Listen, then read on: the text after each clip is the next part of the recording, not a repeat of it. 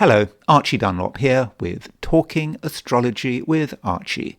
And in this video, I'm going to be looking at the weekend of February the 1st and February the 2nd, 2025.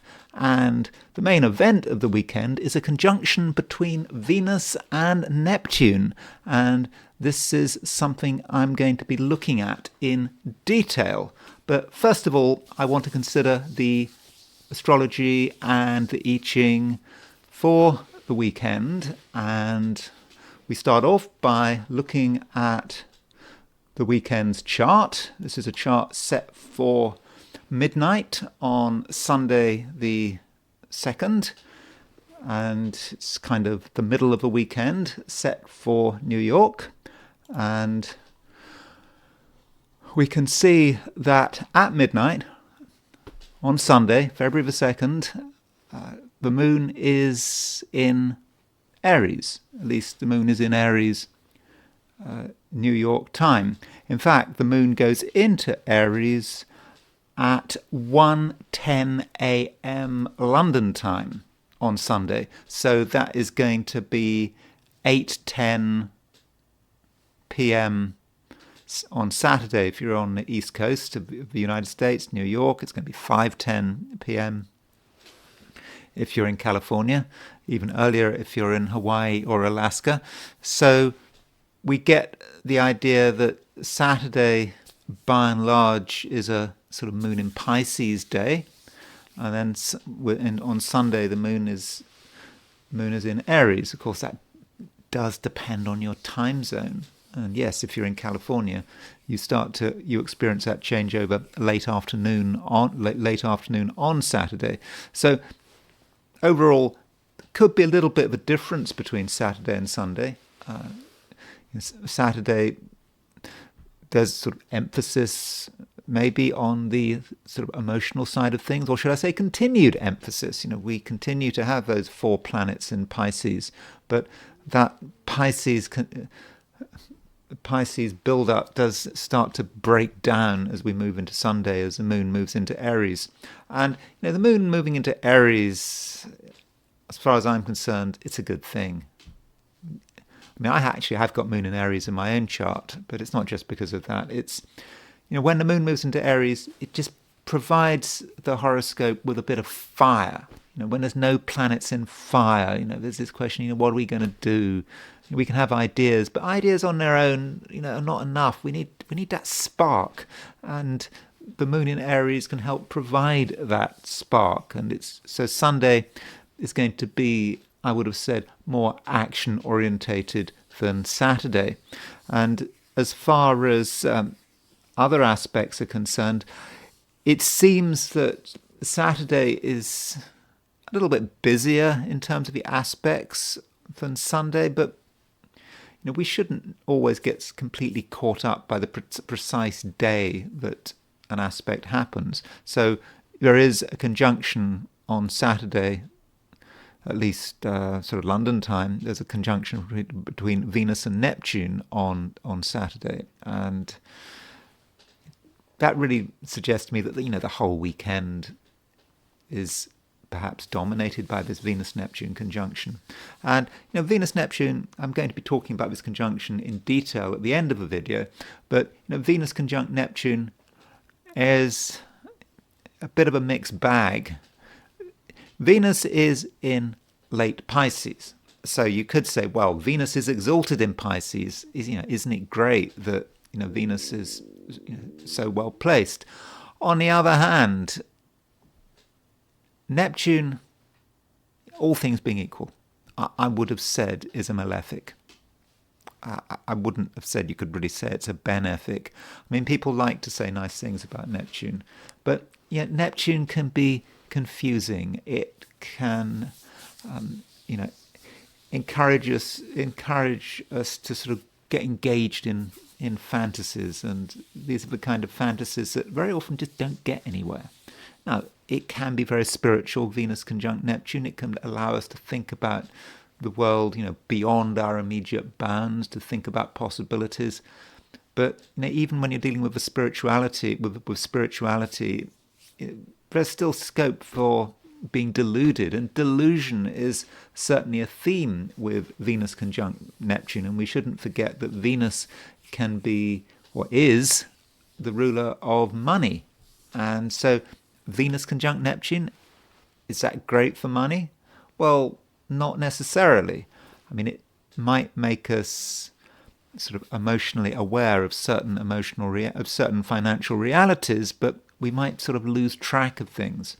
And additionally, we have the North Node. The North Node is conjunct Neptune, and Venus is conjunct the North Node. And I'll be talking about this conjunction between Neptune, Venus, and the North Node in detail later, but it is about connections. I mean, North Node is a point which is about the people we connect with. And you could say Venus conjunct North Node is in itself very sociable. It is actually a very good time to be making connections, especially as that Venus North Node conjunction is in Pisces. So if you're socializing over the weekend, even if you're not physically socializing, if you're socializing over the internet or you're on social media, there's plenty of people to meet,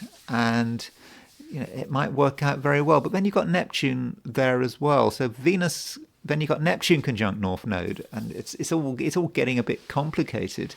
It is suggesting that the right thing to be doing is to be emotionally fluent, to sort of go with the flow, not to have fixed ideas or fixed ideas about other people. But probably the key to dealing with this conjunction between Venus North Node and Neptune is to just go with the flow.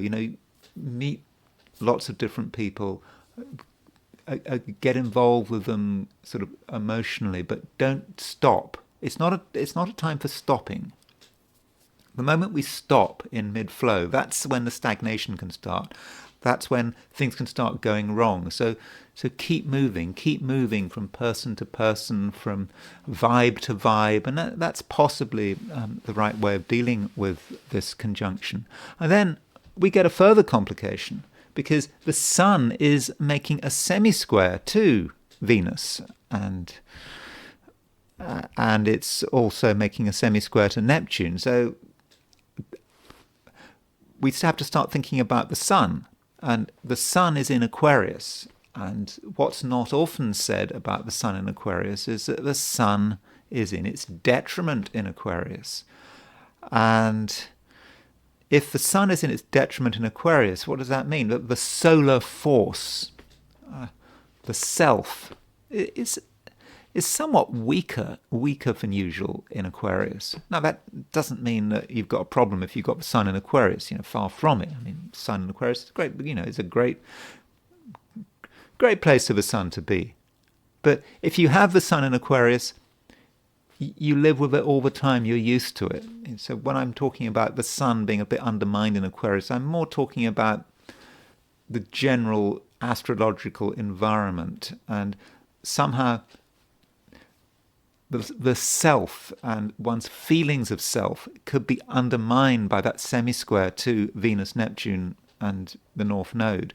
And we have to accept that. It's perhaps not a time for having sort of wild displays of egotism.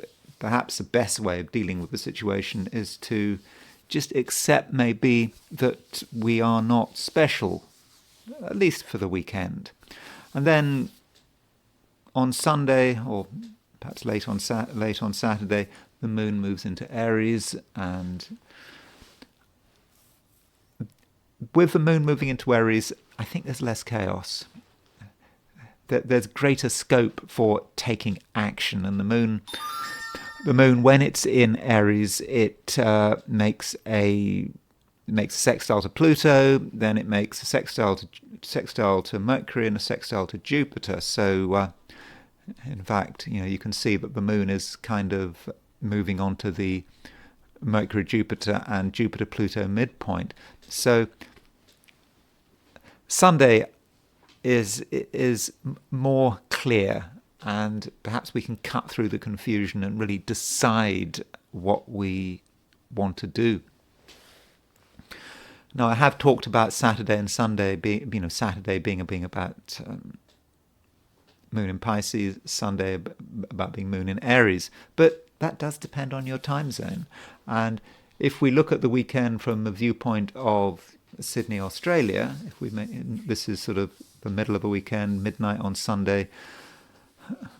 From a perspective of Sydney, you can see that the moon is at 22:44 Pisces. So that means that if you're in Australia or New Zealand or East Asia, then for most of Sunday, the moon is still in Pisces, and the moon doesn't really go into Aries off the top of my head until Sunday afternoon. So if you are in Australia, New Zealand, you have to push it backwards a bit, and most of the weekend is about the moon being in Pisces, and I don't know whether that's a good thing or a bad thing. It just means that you're not going to experience that change of energy with the moon moving into Aries until quite late into the weekend. But of course, by Monday, the moon will very much be in Aries. And then there is the heliocentric view. And so here is the heliocentric chart for today. For the weekend, set for midnight on February the 2nd. I am not convinced that it's a particularly exciting chart, except for the fact that heliocentrically, Mercury is making a trine to Uranus. So that's probably the most important aspect going on. Mercury in the heliocentric astrology is a very, very fast mover. It takes, I think, 88 days to go around the sun. So heliocentric trine between Mercury and Uranus is quite exciting. It's about realizing something for the first time, maybe, and just seeing possibilities. And we realize that something we thought perhaps was impossible, it can be done, and it's almost inspirational. And if we do get an inspiration, then we need to act on it quickly. We can't just assume that it's just going to sort itself out of its own accord. No, we have to work on it. And so Mercury trine Uranus might be a good time for having ideas or communicating our ideas in an exciting kind of way. And this would fit in with the moon moving into Aries. And moon moving into Aries, suddenly we know what we want to do, and we're clear about it, and we can tell people what we want to do, and it is more dynamic. So I think that Mercury trine Uranus is certainly something useful. Additionally, the Sun is starting to make a sesquiquadrate with. Sorry, not the Sun. The Earth is starting to make a sesquiquadrate to Neptune. So that is telling us something we already know from the geocentric chart. The Earth, remember, in the heliocentric chart is always exactly opposite the Sun. So the Sun is in Aquarius. Geocentrically, heliocentrically, the Earth is in Leo, and so the Earth in Leo is. By the way, one point about the Earth and the fact that the Earth is in Leo, it is perhaps quite useful in terms of the seasons if you're living in the southern hemisphere, because the sun in Aquarius, it is somewhere that it's quite a cold place. The sun in Aquarius, sun in this sign ruled by Saturn, it's the middle of a winter. So if you're in Australia or New Zealand and it's high summer, perhaps you should think not about the fact that the sun is in Aquarius, but think about the fact that the Earth is in Leo. And so Earth in Leo, the Earth is hot if you're in the southern hemisphere. So maybe the heliocentric chart, and particularly the heliocentric signs, might make more sense if you're in the southern hemisphere rather than if you're in the northern hemisphere. Anyway, sorry, I'm digressing.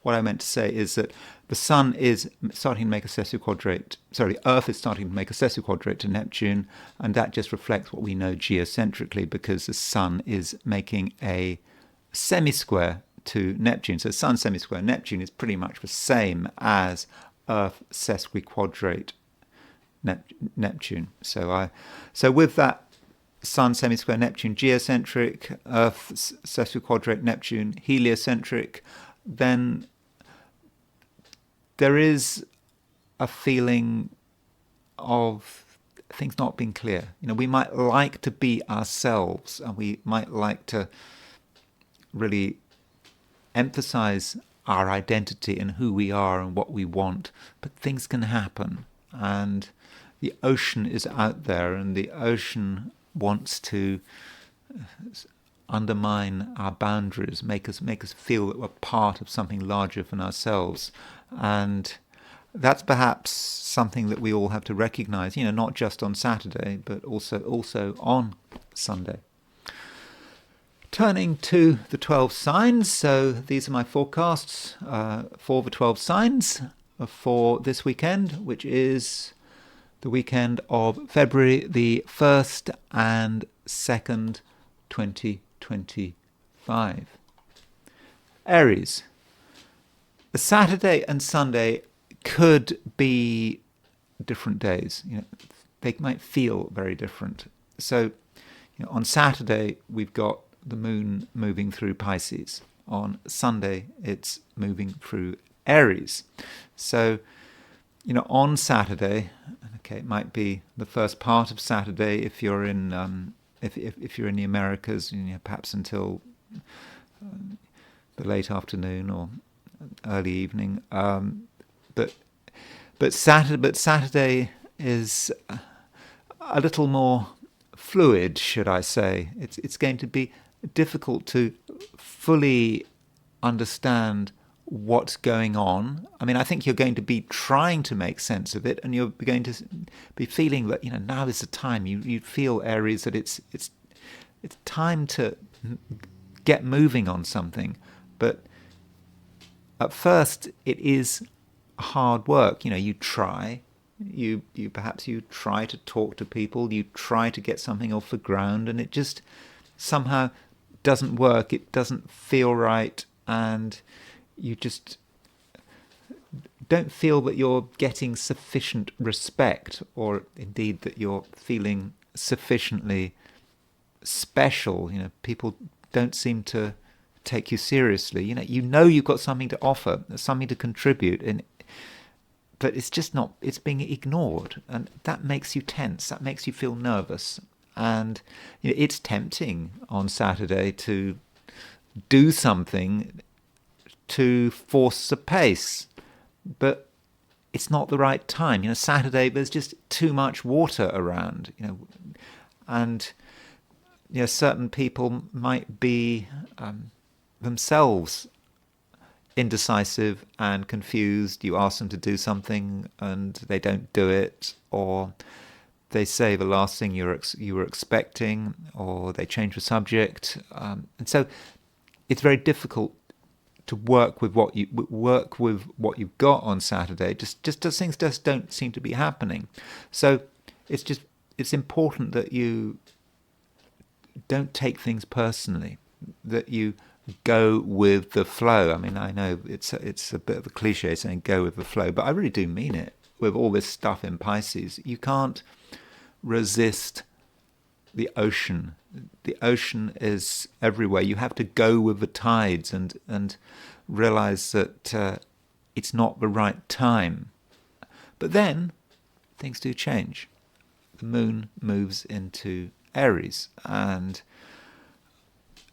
with the moon moving into your sign, moving into a fire sign, things change very quickly. And the moon moves into Aries. Well, it depends where you are. It could be sort of just after midnight if you're in the UK. I mean, in the UK, change sign at 1:10 a.m. on Sunday. might be sort of late. Moon in Aries would be late morning if you're in Australia or New Zealand. Did I say early afternoon? I would have earlier in the video. Let's see, is that right? So 1:10. Yeah, okay. If you're in New Zealand, the moon might not move into Aries until sort of around lunchtime on Sunday. Sorry, not to be so precise. It's very difficult for me to get a clear fix on Australasian time zones. Maybe I'll just have a note of Australasian time zones next to me next time, so that I can be a little more fluent when discussing them. But whenever the moon moves into Aries, it's a time when things happen for you, and you feel finally that you've got something to apply yourself to, and you might have that inner spark, that inner fire burning away, but it needs some support. But by Sunday, it is getting support. You've got something to shine your light onto, and people are responding to you, and finally you can make things happen. And it might all be rather dramatic, because it's like, over the weekend, the tension levels are building up, and you're waiting to release something, and then finally, at some stage over the weekend, you finally have your chance, and things can start to really move. And the moon having moved into Aries, it makes a sextile to Pluto, and then it moves on to make sextiles to Jupiter and Mercury and Jupiter. So that moon sextile Pluto is powerful, and you want to take all the power that you possibly can. And so moon sextile Pluto, you suddenly get the attention that maybe you've been craving, and it's still by Sunday, and you are taken seriously, and people listen to you, and people regard you as being important, and in your own way, you can have quite a transforming impact on your social environment. In terms of the weekend's major aspect, or should I say the most important aspect, which I think is probably the conjunction between Venus and Neptune. Now, this Venus-Neptune conjunction is not so much about you, but it's more about other people, how they occur to you. And Venus conjunct Neptune might indicate that some people are in the clouds, especially on Saturday, but probably on Sunday as well. And they're in the clouds. They don't quite know what they should be doing. They have ideas, but the ideas are really vague, rather annoyingly vague. And this does mean, on Saturday, getting people to commit with Venus conjunct Neptune could be really difficult, as I've kind of already suggested. And so you have to accept that, and you should not take what people say and promise at face value with Venus conjunct Neptune. People, they'll go with the flow, and if you want them to say something nice, they'll say something nice, but do they actually mean it with Venus conjunct Neptune? They might just say whatever they feel is the right thing to say at the time, and take every moment at its time. Take every moment as being the moment that matters. So you can say something that's expedient right now at, 11 o'clock in the morning, and it's expedient for 11 o'clock in the morning, but at 5 past 11, well, that's a different moment, isn't it? What one said 5 minutes ago no longer applies, does it? And that can be how Venus-Neptune conjunction work. It goes with the tide. So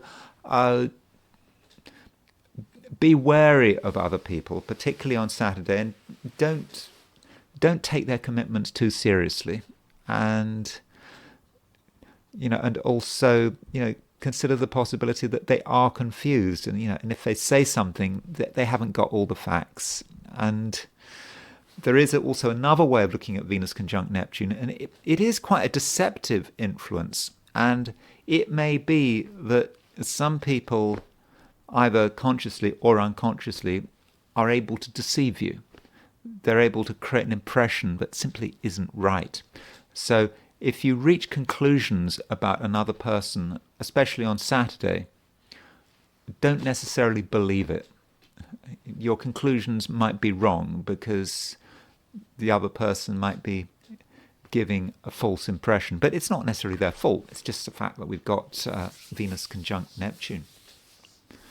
Taurus, Venus conjunct Neptune. I was just talking about this conjunction when discussing a weekend for Aries, and this conjunction between Venus and Neptune very much affects you, because Venus is obviously your ruler, and this Venus conjunct Neptune in a way is not a particularly Taurian-like energy. If you take the view that Taurus likes things to be straightforward, you like things to be clearly defined, especially on a material level.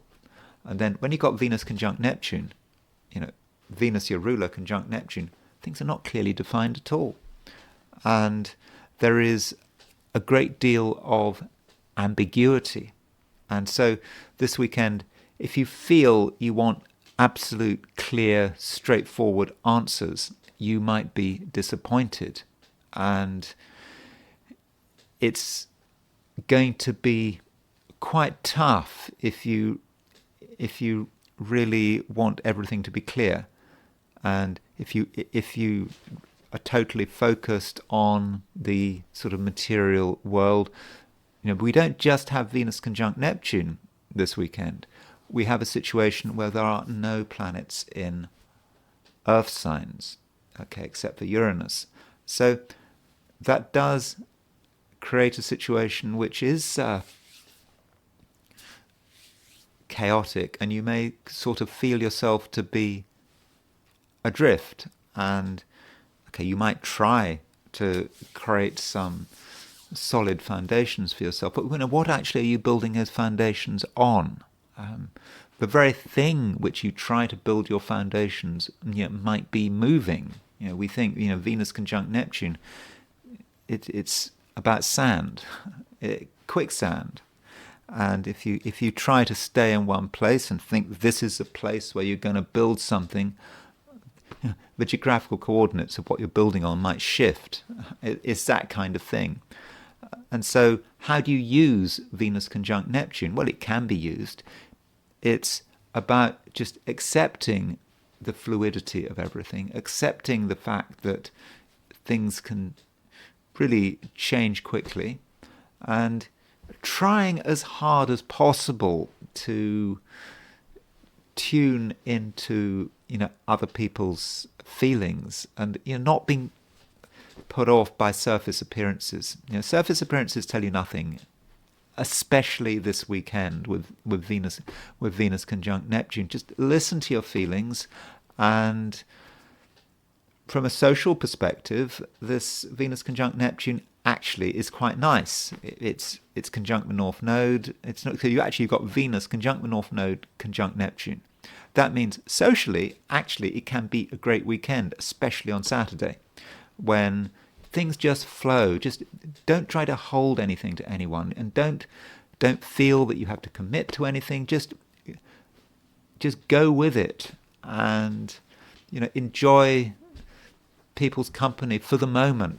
Don't worry too much about the future. Don't worry too much about precision, and don't hold yourself to precise standards. That might mean very simply that you promise to turn up somewhere at a particular time, and you might be a couple of hours late, or someone else might be a couple of hours late. Just allow things to just unfold in their own way, and that might be the best approach. Now, this Venus conjunct Neptune is actually semi-square the the sun. And, with this semi-square of the sun, Taurus, it might be a difficult weekend if you are really super materialistic, especially if you're doing something of if you're attempting to do something of a practical nature, or if you're working over the weekend, then it could be tough. And so you have to ask, what is this about? And maybe it's actually a very useful challenge. You thought you had everything worked out, say on Friday, and then over the weekend things start going pear-shaped, or at least they appear to start going pear-shaped. But what's happening is you are being shown a different side to things. You're being shown that actually things are more complicated than you realize. What you thought was simple is actually not simple at all. And if you try to have fixed categories and try to be able to understand something in a very focused Taurean way, you might be disappointed. And it could be that some of your ambitions appear to be undermined. But what are they being undermined by? They're being undermined by certain emotional realities. You seeing that things are more chaotic than you thought. And so if you're able to just go with it and understand this kind of chaos, you are arguably going to be preparing yourself. You're starting to see what the world is really like with this Venus conjunct Neptune. And it's about perhaps not just thinking that you have got all the answers, listening to other people, accepting that other people, they don't have the answers, but you can get an impression of the answers just by listening. And so don't hold yourself to fixed goals, fixed ambitions. And I do think actually that this Venus-Neptune conjunction can just broaden your horizons and just help you to understand that the world is more complicated than it seems to be on the surface. And one other thing about Venus conjunct Neptune, it is probably, Taurus, a very bad time to be making promises and commitments. I mean, if you are a typical Taurus, you are probably quite good at keeping your promises. But if you make promises over the weekend, you might be making these promises or commitments on the basis of short-term assumptions, or assumptions that don't hold for very long. So avoid promises this weekend, because either you're going to be committed to something that really is not practical, or else there might be a situation sooner or later where you actually have to break your promises, and that's not something that Taurus wants to do. Gemini. Gemini has a reputation in some quarters for being a somewhat difficult customer. There was a time, when Gemini was the most unpopular sign of all the 12.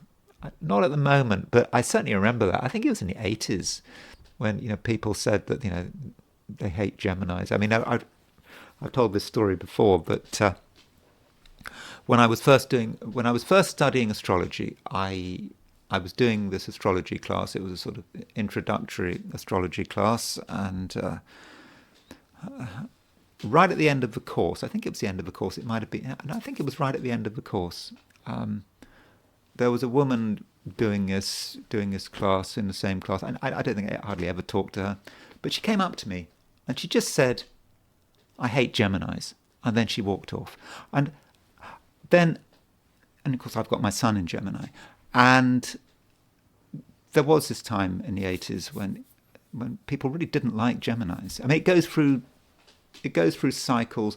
Different signs have periods of being the most unpopular sign of the 12. I mean, sometimes it's Virgo. Virgo can have a hard time of it. Sometimes it can be Pisces, and it can be Gemini.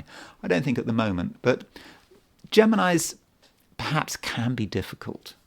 They can be unreliable, and they can say things. I'm not saying every Gemini. They can say things that they don't mean, and they can be a little bit two-faced. And this capacity for being a little bit slippery might be emphasized this weekend, because of a conjunction between Venus and Neptune. Now, you might say, well, what has Venus and Neptune got to do with Gemini? Well, this Venus-Neptune conjunction in Venus-Neptune conjunction in Pisces, and it's not just Venus conjunct Neptune in Pisces, it's also, we've already got the North Node there.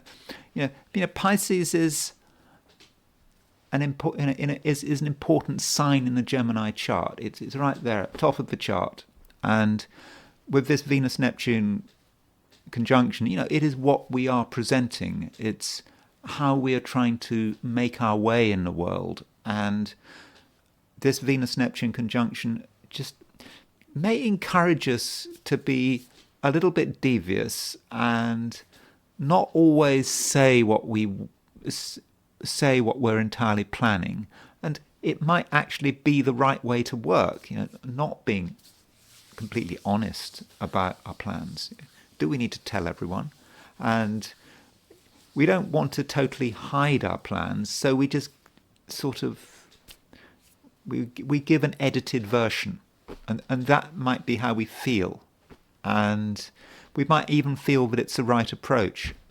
It probably is the right approach, provided we do it right. I'm not suggesting you have to be an outright liar, but perhaps what Geminis have to do is slightly twist the truth, or edit the truth, but in such a way that you don't get a bad reputation, or you don't sort of confirm any bad reputation. So if you've got ideas and you've got plans, and you're not just for the weekend, but beyond the weekend, something you're working on, don't feel any obligation to tell everyone, and just tell people as much as you need to, and try to not use sort of overly confusing language. You don't want to get involved in an argument or be in a situation where someone keeps probing you. They kind of feel that you're hiding something, and they ask you questions, and you kind of have to try to avoid the questions. It just all becomes rather difficult. And we do have now, Neptune conjunct the North Node in Pisces, this weekend. That's one of the aspects. And of course Venus is involved there as well. And the North Node is the way forward. I mean, that's how we should see the North Node. It is what we should be doing. And this does mean that Geminis you don't have to do anything, but with Neptune conjunct the North Node, it's actually the right thing to do to be a little bit devious. You don't have to have an absolutely clear set of plans. You don't have to spell out your future. You instead need to be thinking about possibilities, and not allow yourself to be tied down to any particular course of action. And it's difficult to manage, because Neptune conjunct the North Node is not something that every Gemini can handle, that kind of energy, not easily at least. But don't commit yourself to anything particularly concrete at the moment, with that Neptune conjunct North Node. And by listening to the atmosphere, listening to what's happening in the world around you, then you might start to understand what is appropriate, and you might have a real feeling that you should be going in a particular direction. You can't actually say why, and as a Gemini you would like to verbalize it, but you can't. But it just feels right, and perhaps if you just go with it eventually things will start to make sense. And on a different level, I've talked about Pisces, but that Pisces emphasis does start to weaken as the weekend progresses, because the moon moves out of Pisces into Aries. And with the moon moving into Aries, you get a greater sense of possibility. I think while the moon was moving through Pisces, you had lots of ideas. You're having lots of ideas, but how you actually put those ideas into practice might not have been very clear. But with the moon moving into Aries, that allows you to think about action and what needs to be done, and that action might well be facilitated by other people. Moon moving through Aries, that there is a social dimension to the moon moving through Aries, and if you take social initiatives, especially on Sunday and into Monday, it's very likely that those social initiatives are going to be quite effective.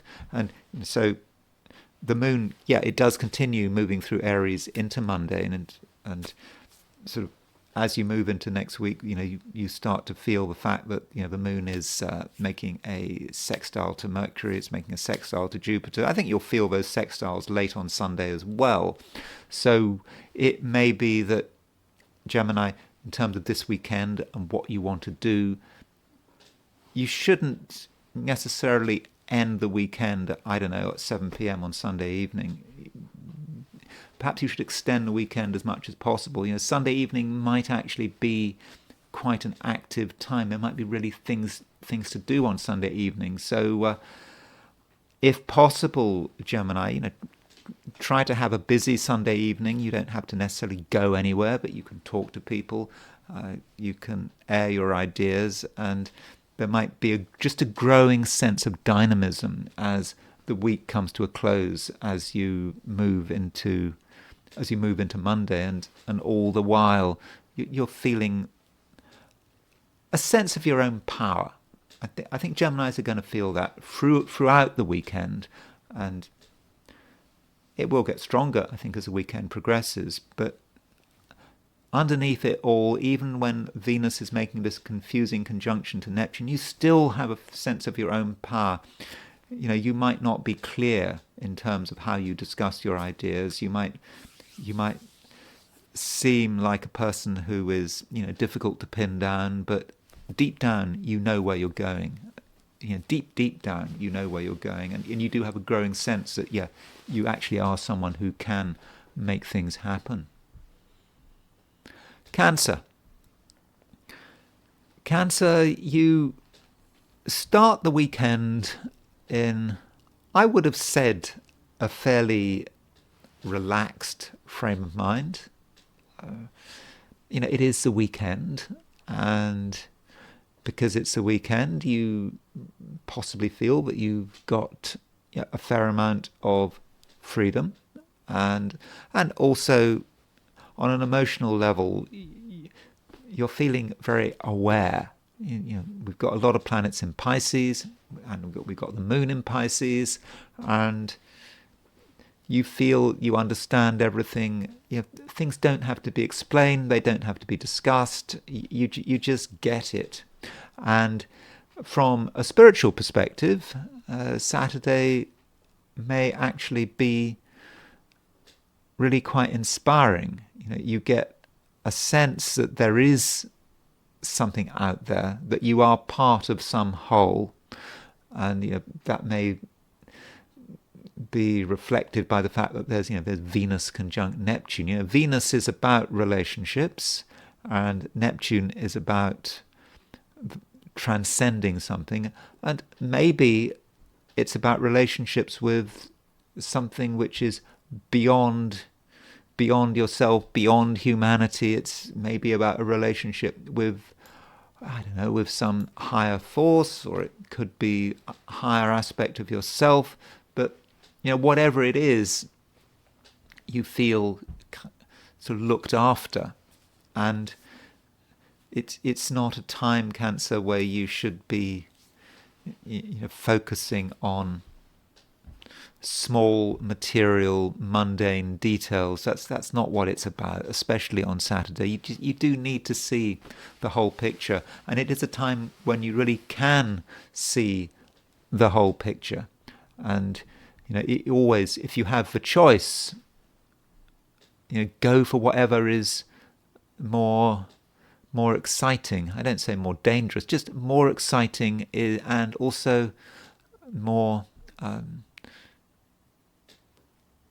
life affirming. And how do you affirm life? I mean, you affirm life by being part of something whole. You need to attach yourself to something which is not just temporary, something which is always going to be there. And I suppose that's the advantage of the spiritual approach. If you attach yourself to something temporary, something which has a lifespan, some object that might last a couple of years, or life itself is pretty temporary. But if you attach yourself to something broad and eternal, something supernatural, then you get a greater sense of being.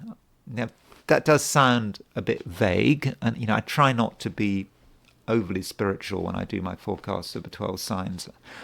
The problem with being overly spiritual and talking about karma and reincarnation and destiny, the trouble is that you can say it in all places at all times, and it just starts to lose its meaning. So I'm not going to tell you every day that how wonderfully spiritual things are, because then it all becomes meaningless. But I do think that this weekend, especially Saturday, is probably more spiritual than other weekends.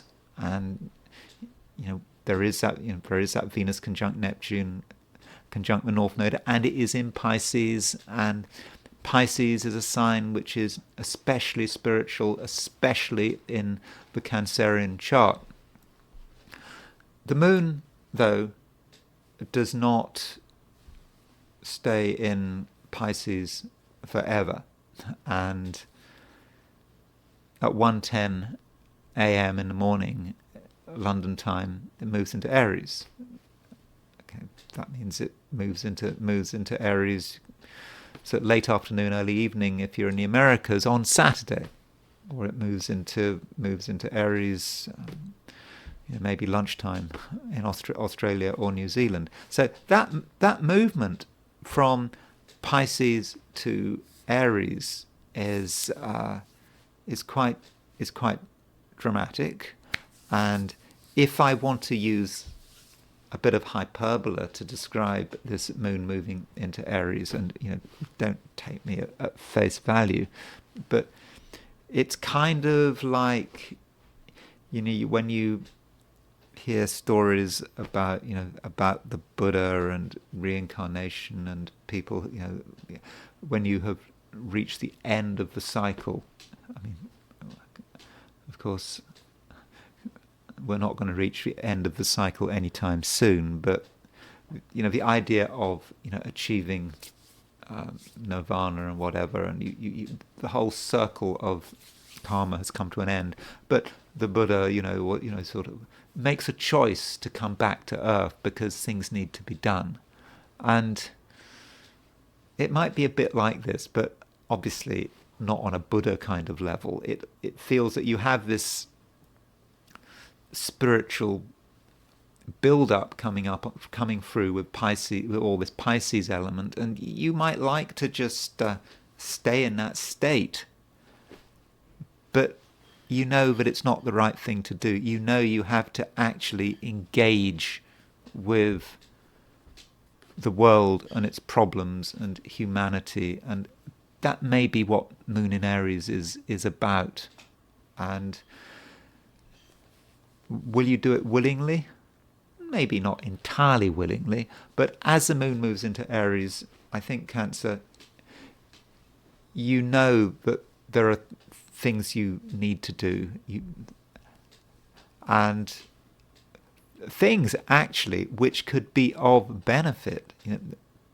With the moon in Aries, you are certainly able to have an impact on the outside world, and this impact is just going to grow over the next couple of days. And this might be a time where you need to get attention, where people really need to know, what you are about, what you want, and what your ambitions are. And don't be afraid, Cancer, of having ambitions. These ambitions are completely realizable, and sort of over the next couple of days, it may just be time to come down off your mountaintop and to see what needs to be done in the real world, and whatever you choose to do, I think that you'll do it very well. Leo, it's a weekend maybe of two halves.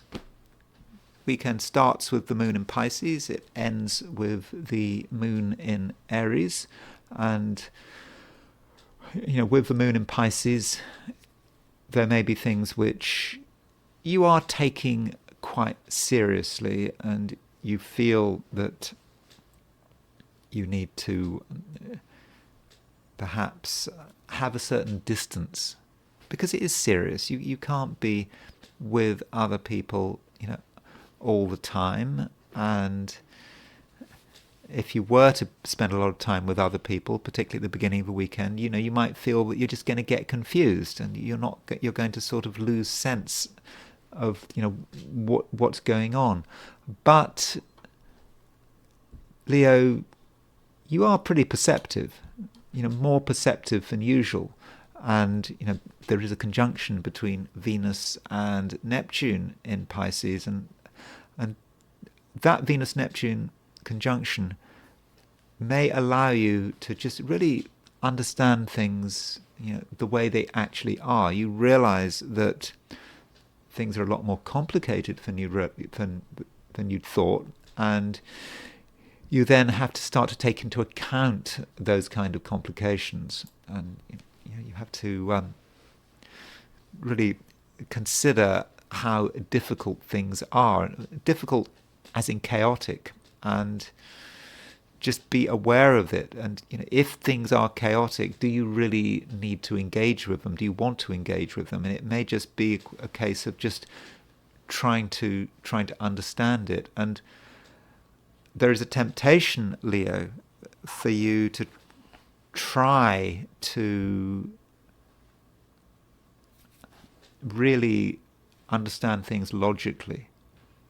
You trying to be logical about it, and you want the chaos to just go away. And if you have that temptation, then you might be disappointed. It's like the more you try to understand things in a logical sense, the more complicated they seem. And so, Leo, it just may be a time just to accept things as they are. Don't try to understand. Just observe, be part of it, but don't feel that you can stop the flow or try to make sense of the flow. And then the moon goes into Aries, and with the moon going into Aries, there is a change. The moon goes into Aries, could be late on Saturday, could be into Sunday, but when the moon goes into Aries, it is going to make things a lot easier for you, I think. You're going to have a greater sense of power, and finally you're going to be able to take action. While the moon was in Pisces, it may actually have been very difficult for you to do anything. Perhaps just because there was just too much emotion flying around. But when the moon is in Aries, it all of a sudden just becomes more straightforward. It's simple. If you have a sudden urge to take the initiative, then that initiative can work out, and you will be in general more in accord with the world around you. Though don't feel that other people are necessarily going in the same direction as you. there is this weekend a semi-square between the Sun and Venus. There's also a semi-square between the Sun and Neptune. So the Sun semi-squares a Venus-Neptune conjunction. So even if you are ready for action, you're ready to move things on, don't necessarily assume that other people are going in the same direction. They're not. And people can't be controlled. Okay, they might be easier to control on Sunday rather than Saturday, but still, I wouldn't necessarily try. It's just I just don't think it's going to work out. Though, if anyone gives you a chance, if anyone allows you to give advice, to give your opinions, then you can give great advice this weekend. Again, I think especially on Sunday. And some people don't know what's going on, and you can't tell them what's going on. But if they ask you what's going on, and if they ask you for support, and they're prepared to listen, then the things you say do make perfect sense, and you do get it. And if no one asks you for advice, well, that's fine, because you do start to understand it. By the end of a weekend, there will be clarity, and you'll have a very strong impression about what actually you can do, and you will be really ready for next week. With next week, early next week, a lot of this confusion I've been alluding to is going to dissipate, and I think overall you'll be able to hit the new week running. So that's good. So the weekend is kind of something of a transition, a transition from perhaps chaos to order, and you've got to deal with the chaos, and then the order will slowly come in, and then by the new week, things are going to be much clearer. Virgo, at the beginning of a weekend, you are certainly aware of other people and other people's influence, and you might not feel that this influence is entirely helpful. Other people can make things difficult, and also other people don't really know what they want, but they still can take up a lot of your time, and it's possible that people want something one moment, they want something different the next moment, and if you align yourself too closely to other people, you might end up tying yourself in knots, because there might be lots of different demands, and you try to understand things using surface appearances. There is that temptation. You want to look at surface appearances. You want to take people at face value. And that would be a bad idea, because face value tells you nothing. But if you're a Virgo, face value can be very important to you. So if someone says something, don't necessarily believe them. They're not even lying, probably. They're just saying what they feel at a particular moment. And so, just accept people as they are. Accept that people are just a bit flaky at the moment. Again, especially on Saturday. And don't be judgmental. So if other people are confusing, or they seem to be making a mess of things, don't judge them. This might just be how they are at the moment, and then at a later stage they might get themselves together. So do really try to be easygoing. Again, especially on Saturday. As you move into Sunday, things do change. The moon moves into Aries, and with the moon moving into Aries, you are better able to look after yourself, and you don't have to worry so much about other people and their unreliability and their foibles and their idiosyncrasies. You can say, well, enough of that. You can then be more independent on Sunday, and you can assert this independence. And there might be just something that you feel you really want to do, and you want to do it right now, and you're not prepared to wait. And few people will understand, but does that really matter? And as the moon moves further into Aries, it starts to make a trine to Mercury and a trine to Jupiter. Now that trine between Mercury and Jupiter, will be a feature of the end of the weekend. Let me just tell you when that happens exactly.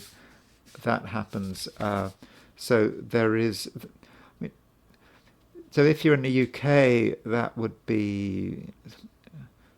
Well, the sextile to Mercury is at. Sorry, did I say trine? I meant a sextile. Moon sextile Mercury, Moon sextile Jupiter. If you are in the UK, that's around 4:30 in the afternoon, and a sextile Jupiter is 8 o'clock in the evening. So you take that. If you're in the Americas, that's much earlier in the day, and if you're in Australasia, that might be more about tomorrow. But those aspects will happen, and that is a reminder that Mercury is starting to move towards a trine of Jupiter. And this weekend is when you start to feel it. Now, that Mercury trine Jupiter will be exact next week, I think early next week. But that Mercury-Jupiter trine it's really great. I mean, Mercury is your ruler. It's trine Jupiter.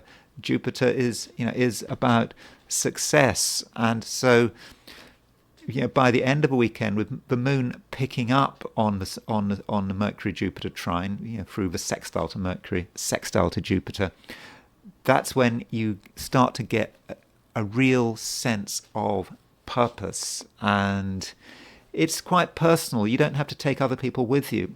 Probably best not to. Other people may not want to be part of it. They may not be able to be part of it. But it's about you getting yourself together, knowing what you want to do, and being very single-minded about it. And so what I'm saying, Virgo, is that by the end of a weekend, you really feel that things are moving, and you do have a sense of purpose, and that takes you through into next week. And I'll be talking about that trine between Mercury and Jupiter early next week when I do my horoscopes for Monday or Tuesday. So that is very much something to be looking forward to. Libra.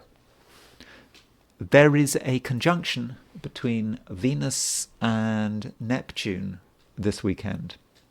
And I regard this Venus-Neptune conjunction as being quite important. And this Venus-Neptune conjunction is quite confusing in a way. Venus is your ruler, and it's conjunct Neptune. Neptune is a planet that transcends, is not willing to stay within particular boundaries. And so, Libra, it's just important that you don't necessarily have fixed ideas and fixed plans for what's happening over the weekend, because Venus conjunct Neptune could mess them up.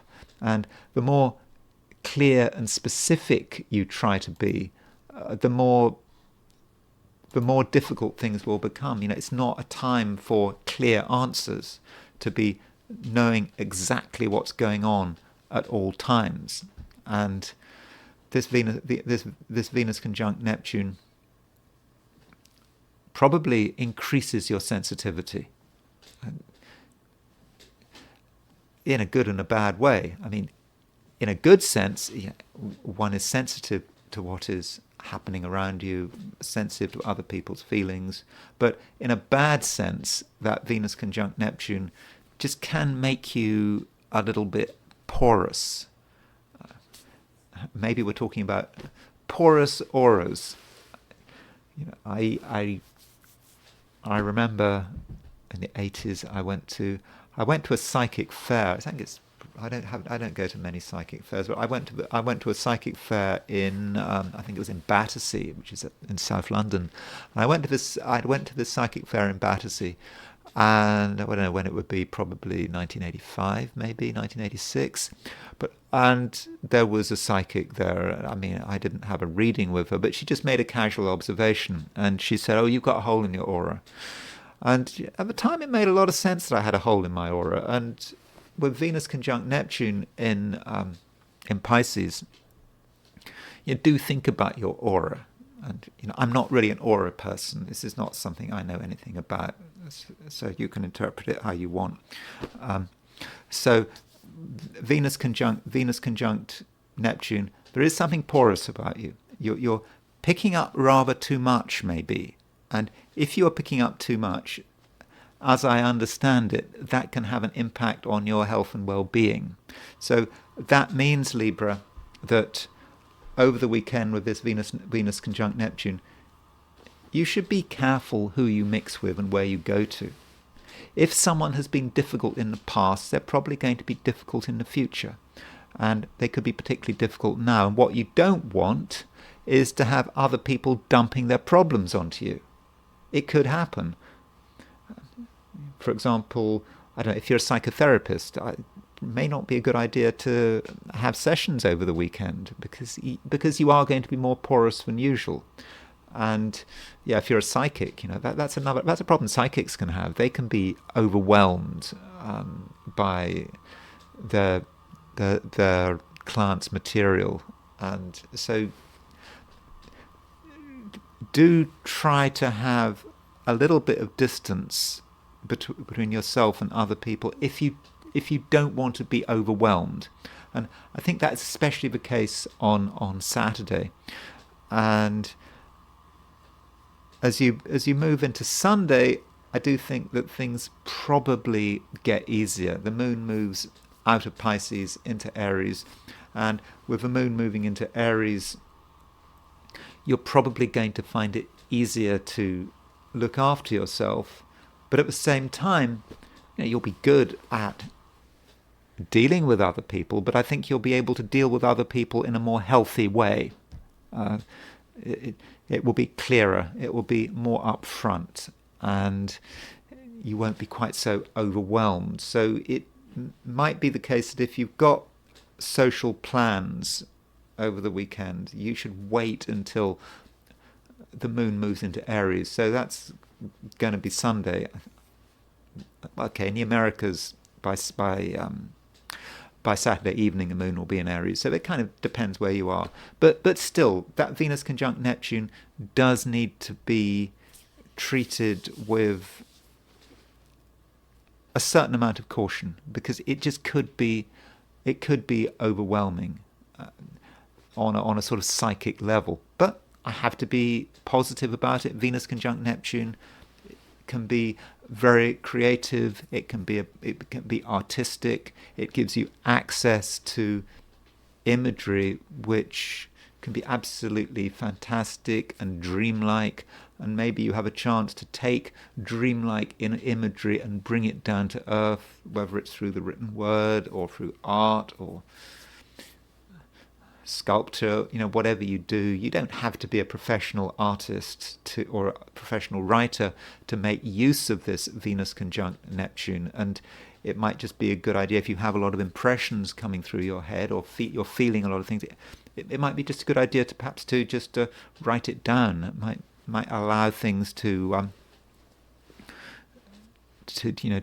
be brought down to earth, and also you might slowly get a sense of what is right and wrong.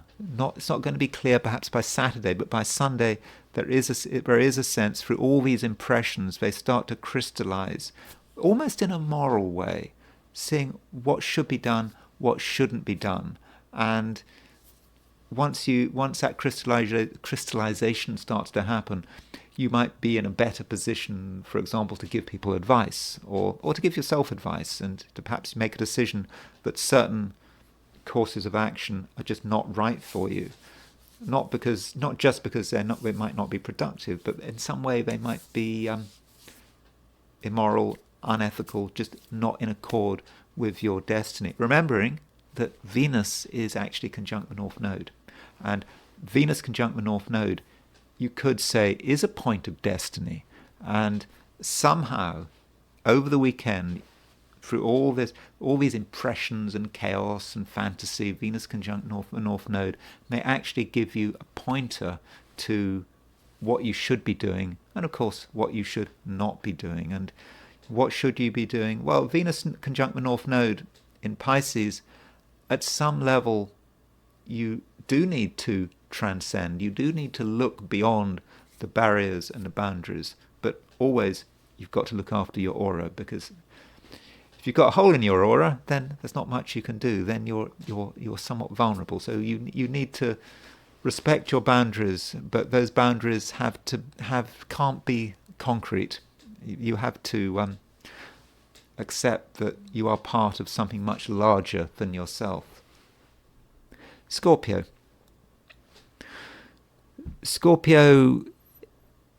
on Saturday, you are, in a way, really quite talented. You're really able to tune into, who you are and what you can do, and your imagination is going to be great. You'll have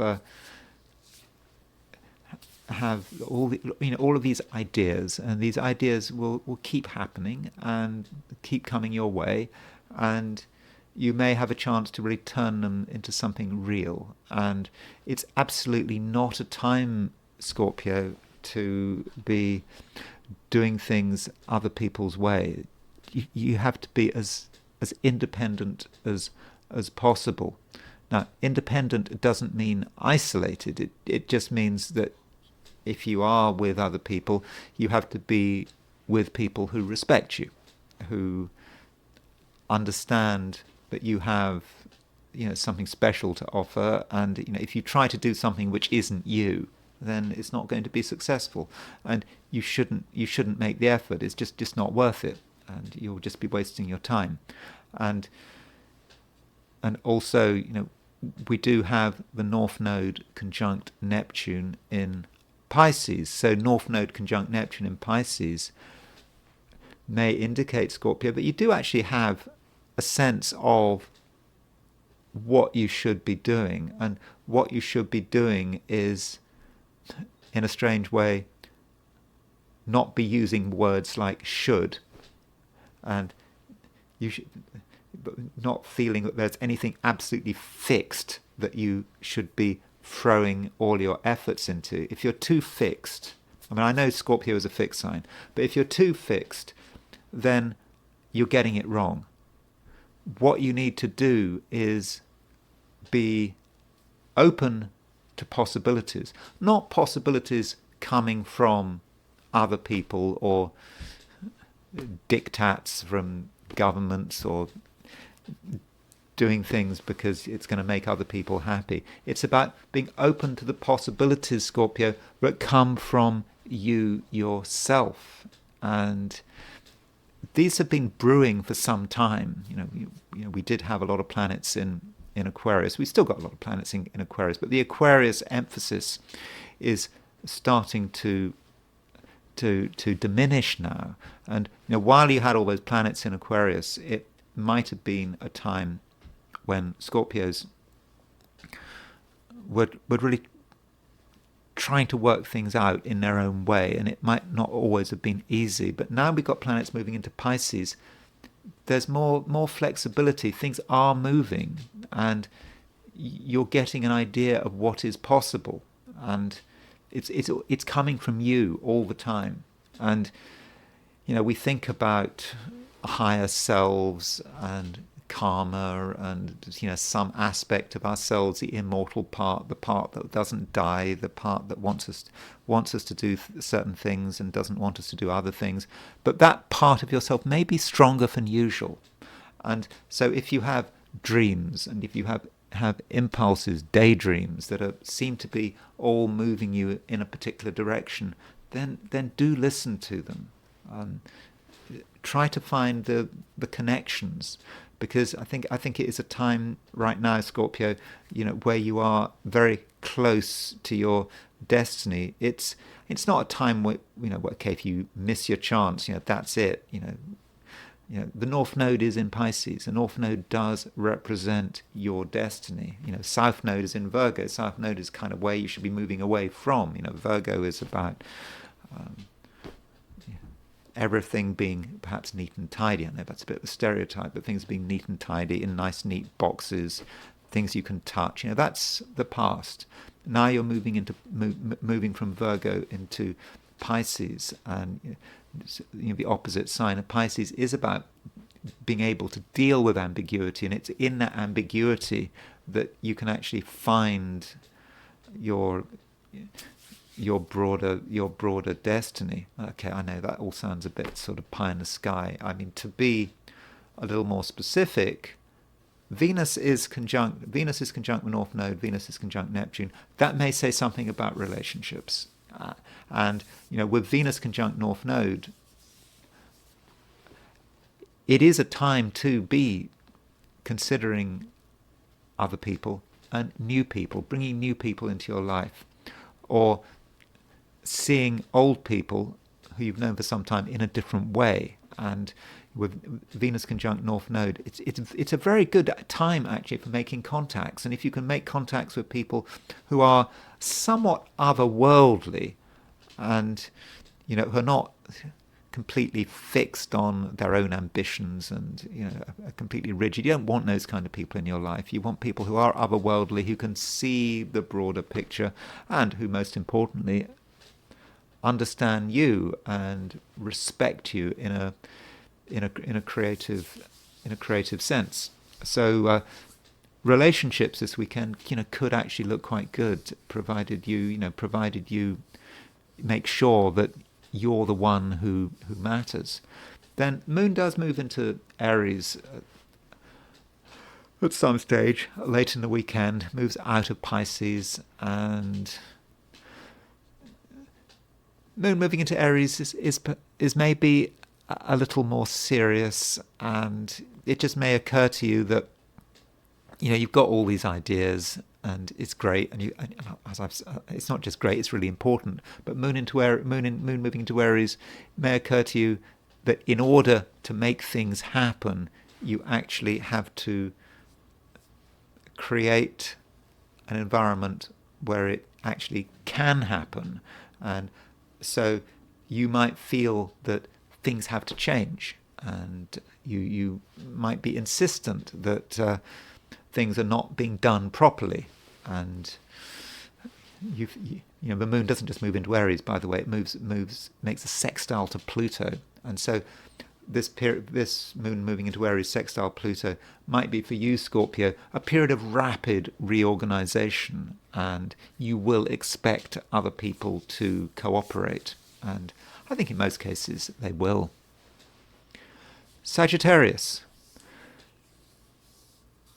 We start the weekend with a lot of planets in Pisces, and this Pisces emphasis, as I've already discussed, it is a lot to do with the home and putting energy into your home. I mean, it can't be avoided.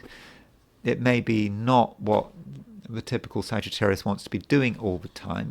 You want variety, you want excitement, you want things to be happening, but with the moon moving through Pisces, there is a time for just doing nothing and to be respecting your own emotions. Your emotions matter, and you do actually have powerful feelings, and in order not to be overwhelmed by these feelings, it might just be important that you stay put. You don't want to make things more confusing than they have to be. And so on Saturday, there might be temptations to do things, to create excitement for yourself, but probably these temptations should be avoided. And we do have Venus conjunct the North Node in Pisces, and with Venus conjunct the North Node in Pisces, that's indicating to me that you are just going to be happiest and most satisfied, where you are. And this is also going to be reflected by the people around you. You want people who are reinforcing you. They're reinforcing your home environment. Perhaps you want people around you who you know well. I don't think you're in the mood really for interacting with strangers. You don't want too much social effort, especially on Saturday.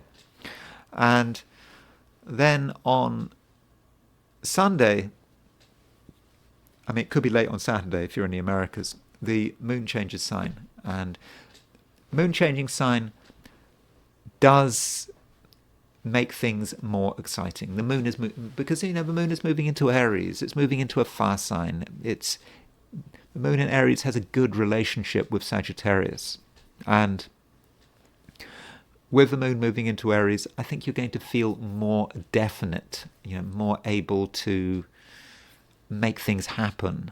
And the moon also, it makes a sextile to Pluto, and with that moon sextile Pluto, you're going to feel able to maybe stir things up and to assert yourself verbally.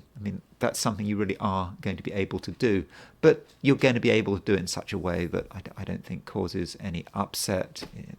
It'll be quite clear what you want, and I think that in most cases, other people will listen to you, and you'll get your way. Now, this moon in Aries, it does eventually make a sextile to Jupiter. So right at the end of a weekend, we've actually got the moon making a sextile to Jupiter, and we've got the moon making a sextile to Mercury. And those two sextiles right at the end of a weekend could actually be very good for relationships and for just getting on with people and being able to talk to people. And even if other people are not involved, it's going to give you a sense of your own luck, and also it's going to make it clear to you that there are new possibilities. And so as you end the weekend, I would guess that you're going to be looking at the week ahead with a certain amount of optimism. And there is another aspect starting to make its influence felt, and that is a trine between Mercury and Jupiter.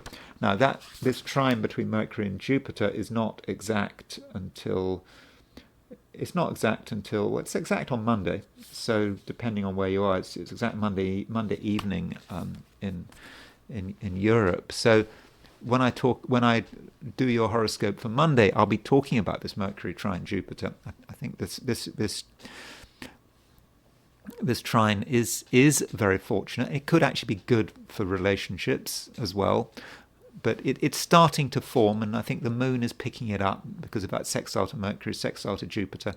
And so by the end of a weekend, I think you're going to be more of an extrovert and probably going to be less sensitive and more impulsive. And so I know that by Sunday evening, people are sort of tending to wind down, aren't they? But in your case, no, I don't think so. It's almost like as the weekend comes to an end, you'll be ramping up. And you will, I think, be really sort of ready for the new week. Capricorn, you have a fair amount to say, a fair amount to do, and you're able to be really quite sensitive.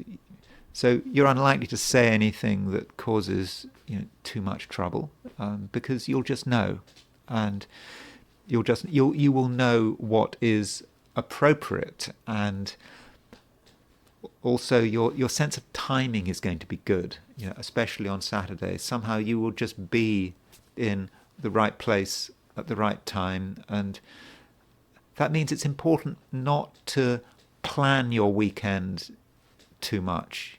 That's perhaps a temptation for the earth signs, Capricorn, Virgo, Taurus, to want some kind of plan, to know how things are going to work out. And planning is not really going to be helpful. Planning is going to restrict your possibilities.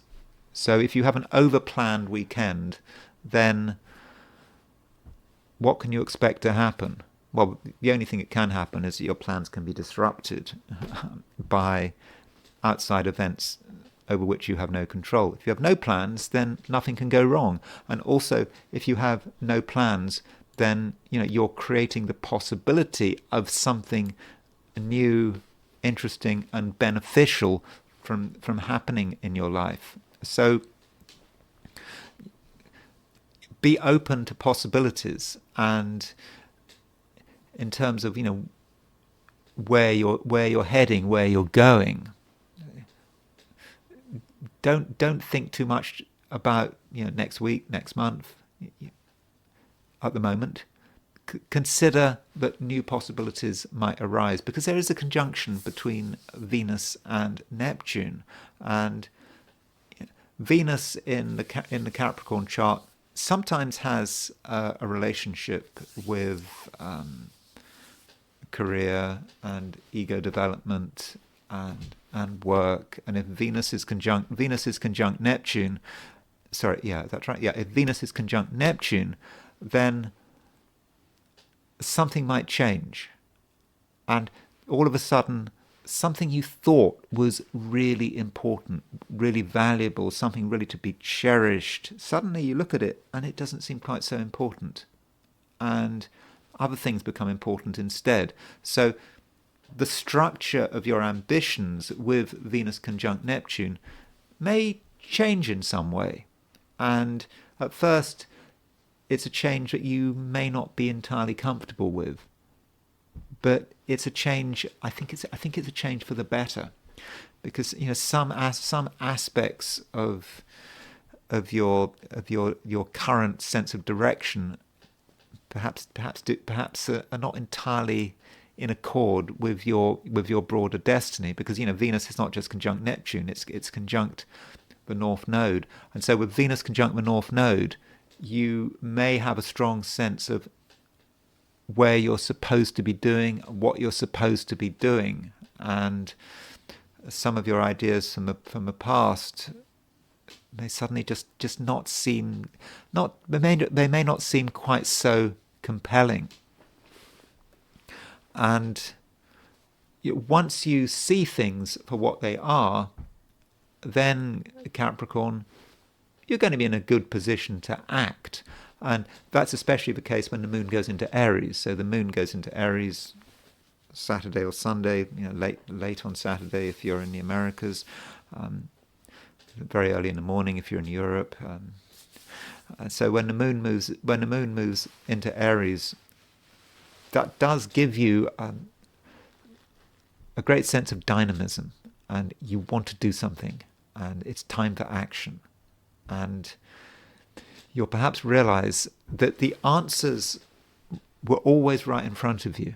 You were struggling and striving to find answers, to find where you should be going. But Moon in Aries is kind of saying, well, it's actually was in front of you all the time, and you don't have to move very far. You don't even have to move at all. And the moon makes a sextile to Pluto, and that moon sextile Pluto allows you to really make the absolute most of everything you've got. So when you realize what you've got in front of you, probably in your own home, resources perhaps that your family bring as well, when you realize what you've got, there's perhaps a sense that you don't really need anything else. And so with this, and then with this moon moving through Aries, through Sunday, Monday, it's a time when you can be really self-sufficient, and you can really make the most of everything you've got. Because by the end of a weekend, the moon isn't just in Aries, it's making a sextile to Mercury, it's making a sextile to Jupiter, and then on Monday we've got a Mercury-Jupiter sextile, and that allows you really to find the buried treasure. And that buried treasure it doesn't have to be sought. You've got the buried treasure. It's right with you, and all you have to do is just make the most of it, and not strive for something that is distant or something you don't understand. It's all there. You've got it all, and that should, I hope, be quite reassuring. And finally, I should say something about relationships. Moon moving into Aries, you may find with the moon moving into Aries making a sextile to Pluto that someone starts making more noise. Someone who had kept quiet about something suddenly makes their presence felt, and it's very obvious. And I would guess that I'm thinking about someone you know well, someone who's with you all the time, and they've kept quiet. But with the moon moving into Aries, making that sextile to Pluto, all of a sudden they become more definite. And that also is a good thing. I mean, you want people to be definite. On Saturday, people haven't been very definite. But on Sunday, as the moon moves into Aries, or it could be late on Saturday if you're in the Americas, things start to clarify. And so overall, Capricorn, you don't have to strive. You've got it all. Aquarius. The Aquarius season is still very much with us. The sun is in the middle of Aquarius. Was it 13, 14 Aquarius this weekend? And so it all seems pretty normal, and you can enjoy yourself, and you can be independent-minded. All of these Aquarian things are going on, but there are a few challenges. The sun in Aquarius is making a semi-square to Venus in Pisces, and so you might feel that everything is straightforward and you can understand things and you know how things are going to work out, but maybe things aren't quite as simple. And that Sun semi-square Venus is perhaps referring to the emotional dimension. Aquarius is an air sign. Emotions are not always your strongest suit, and so with Sun semi-square Venus and Sun semi-square Neptune, it's just about having to deal with some of the complications that other people present, and in general having to deal with an environment that may just be just a little too emotional to your liking. And so, what do you do when you're dealing with a lot of emotion? I mean, Aquarius might try to distance itself from it, or it might just try to understand it all logically. But what you perhaps should do is do nothing. Just accept things the way they are and not have any judgment, and just say to yourself, well, maybe you just don't know. I mean, that's a difficult thing to say. I don't know. But it can sometimes be the best thing to say. You don't know, therefore you're not drawing any conclusions, therefore you're not putting yourself in a position where you make false assumptions and make mistakes. So the word one associates with Aquarius is detachment. So detachment might actually be the right approach, but you don't want to split yourself off. You are detached, but you are also in a world that is emotional, that where there are more feelings than usual flying around, and that is especially the case on Saturday. Now, you may feel the temptation to do something, to make something happen. If you don't understand what's going on, then just change it. Make your influence clear, crystal clear, and demand attention. You could do all that, but I don't think it would be very useful. And it just may be a time of just acceptance. Again, especially on Saturday. Now, over the weekend, the moon is moving through late Pisces, and then it moves into Aries. And the moon moving into Aries probably make things a lot easier. With the moon moving through Aries, it's just easier to take the initiative. And, by Sunday, it's going to be much easier to talk, to ask questions. You might have wanted to ask questions on Saturday, but somehow you didn't know who to ask. And even if you did ask questions, you weren't necessarily getting any answers. But on Saturday, you are more forthright, and at the same time, the world around you is more accepting of your forthrightness, and so you end up getting replies. So that does make things easier. And it may be on Sunday that you feel that in order to resolve something, you need to go somewhere. So as the moon moves into Aries, making a sextile to Pluto, you might feel that you just want to make a short trip, short journey. You don't necessarily have to drive anywhere, depends where you are, but you can perhaps a short walk, just going somewhere, a quick visit could just change the atmosphere completely. So if there's someone you want to visit on Sunday, then go do it. Now, if you're in Australia or New Zealand, the moon doesn't, of course, move into Aries until quite relatively late in the day. So that would be this afternoon. But if you're in the Americas, then the moon moves into Aries late on Saturday. But it just may be, Aquarius, that a short visit, it might seem completely trivial. You don't think anything of it, but you do it, and somehow it just changes everything. So perhaps you can visit a friend or someone who lives close by. You don't even have to visit a person. It may be just visiting a place. I don't know what kind of place you like to visit. I mean, some people like to visit graveyards. Some people like to go to church. Church on a Sunday. Yeah, you could go to church on Sunday. Not for any religious reasons. Just go to church. Just give yourself some variety.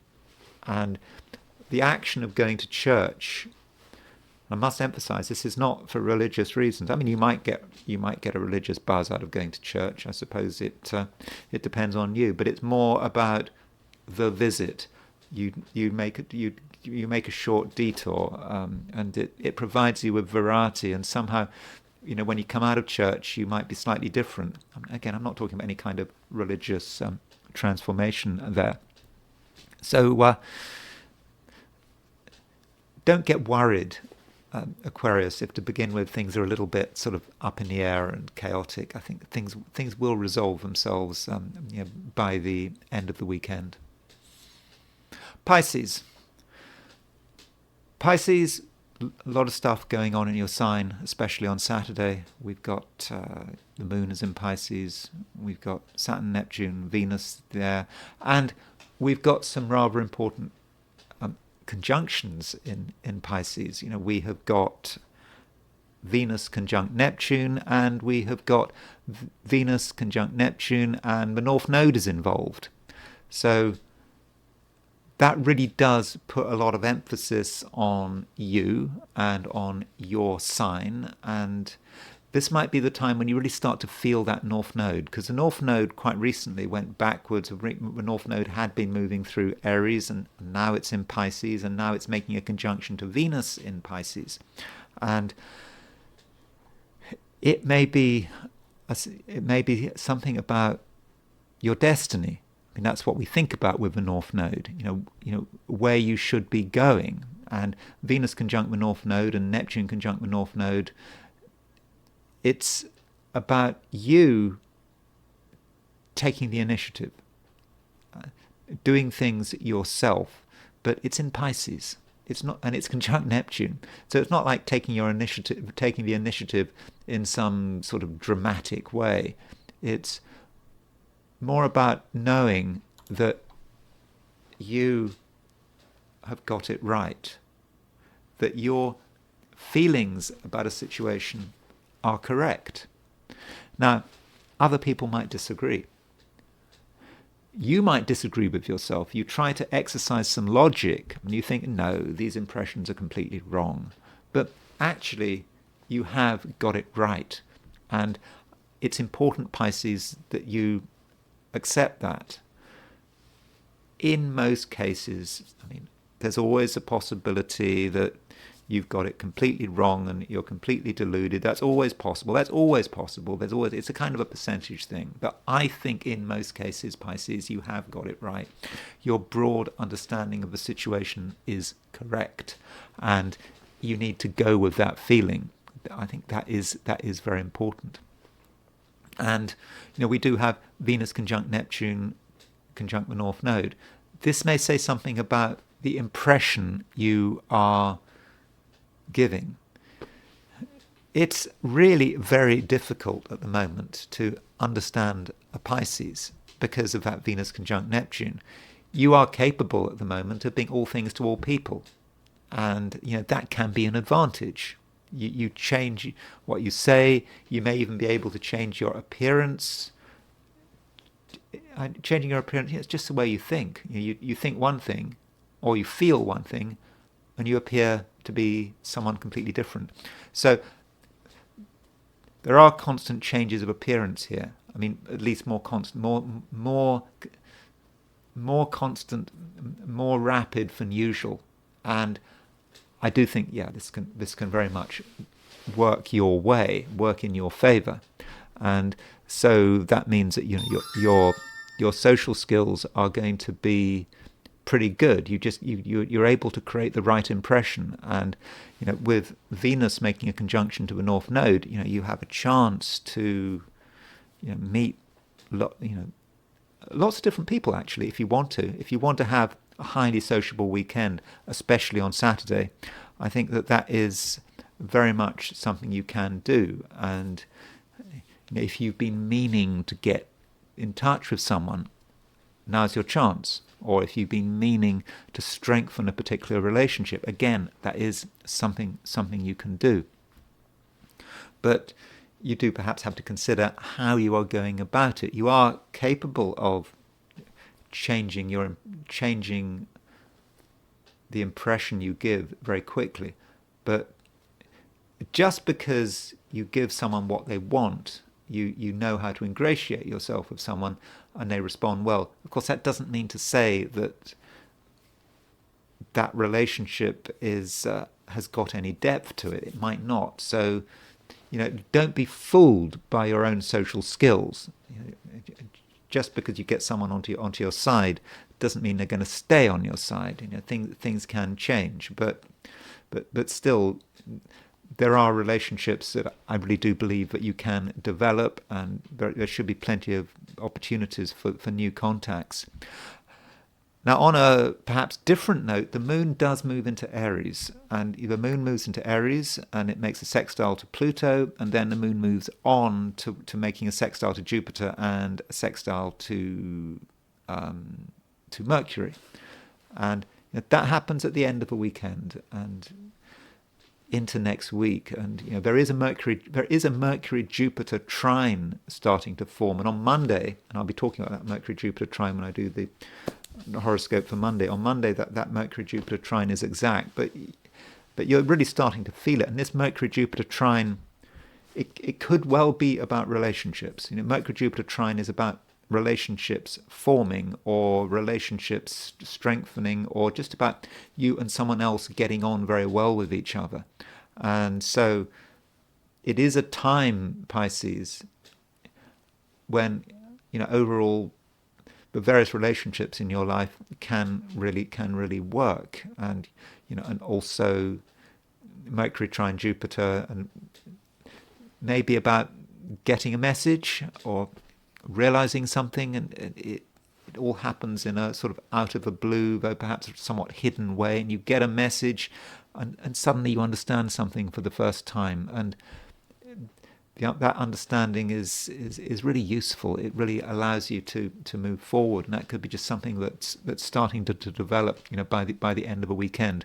But with these daily forecasts, of course, this forecast is for the weekend. It's just very important not to see them as discrete events. So, what happens over the weekend does flow through into Monday, and so in a way, when I do my horoscope for you for Monday, I will just be sort of going into more detail about something I've sort of referred to today, with particular reference to that Mercury-Jupiter trine. And those are my forecasts for the 12 signs. And I now want to look at the weekend from the viewpoint of the I Ching. And I ask the question, what is the weekend going to be like for those watching the I Ching section of this video? So the first hexagram I got was hexagram number 11, which is peace. It's a very nice hexagram. Everything is in the right place.